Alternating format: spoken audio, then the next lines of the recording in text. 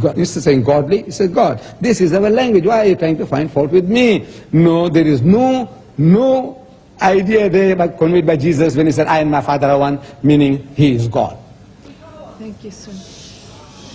Then about that other verse, Jesus says, I am the way, the truth, and the life. No man cometh unto the Father but by me. That was the second one. Yes. It says, I am the way, the truth, and the life. No man cometh unto the Father but by me. He says, I accept that. You see, Jesus Christ, when you read that, I think it's John chapter 14, start from verse chapter 13, and you read there, and each and every expression the Jews misunderstood. Everything the disciples misunderstood. Jesus is telling them that I'm going to prepare a place for you. In my Father's house there are many mansions. If it was not so, I would have told you. And whither I go, ye know. You know where I'm going, and the way ye know. They say, Lord, we know not whither thou goest, and how can we know the way? They misunderstood. They misunderstood. Jesus is talking about God and about spiritual matters, and they think of geographical locations. What? Stockholm, Oslo. What's that? He's thinking about geographical places. He's talking about spiritual matters. So they said, look, we don't know, and how do we know the way? Misunderstood. So he said, look, I am the way, the truth, and the life. No man cometh unto the Father but by me. It was too heavy for them. That was too heavy for them. So they say, again, Philip butts in. He said, look, all this what you are talking is too heavy for us. We don't know what you're talking about. You're talking over our heads. Just show us the Father and it sufficeth us. Show us God. That will give us satisfaction enough.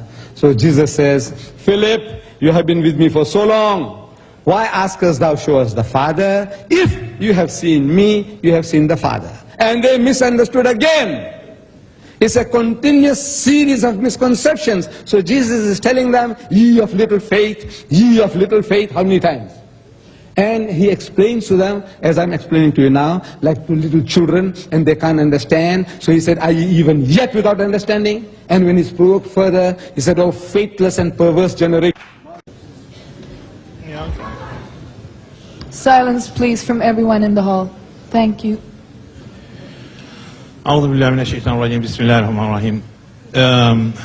Pastor Stanley, indeed, I'm a bit disappointed because you, a man of your religious stature, to stand here and ridicule us Muslims as immigrants in this country, telling people how much you have helped us and all that.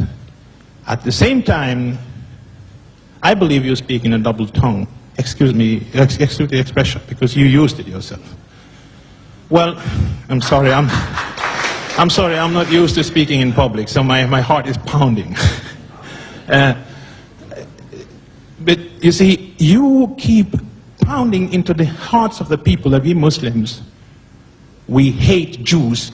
You make an equal sign between us and how to say, Nazists.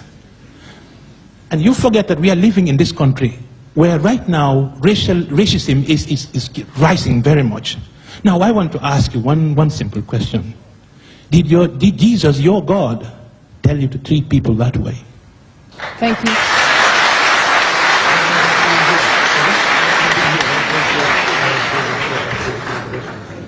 I want to give you an answer.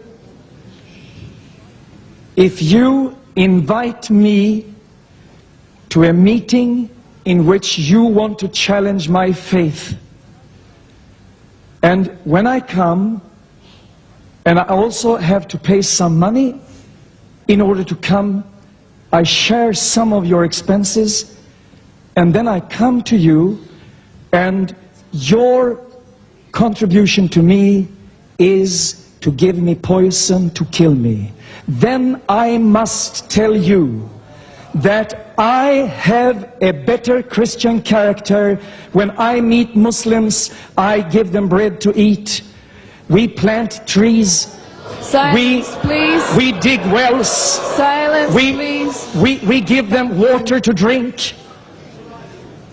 And that is quite another character. Silence, please. Thank you. And why I use these words were because my Jesus is insulted, and even if I give answer upon answer upon answer, and I've seen videotapes, I know books and Christian leaders, they have given their answer to Mr. Deedat, and he continues to raise the same questions, and he puts his fingers in the ears, and he doesn't want to hear any answer, then I remind myself from such situations I've heard from when people are tortured, imprisoned, and the captain continues to ask questions, and he doesn't want any answer. He just wants to kill. And I just want to say, you must have a very, very dirty imagination if you look at the Bible as pornography.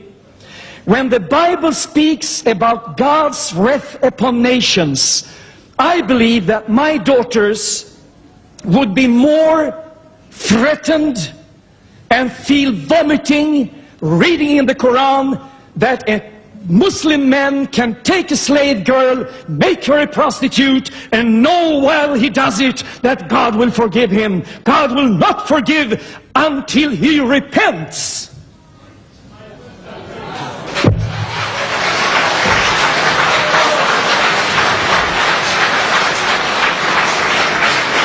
The next question will go to Mr. Deedat, and will I please be able to remind you that as chairman and chair lady, we have been given the authority to give the word to one person at a time. And again, I'm sorry that I have to remind you about the time limit, but we have to respect this, that one person at a time speaks. Thank you.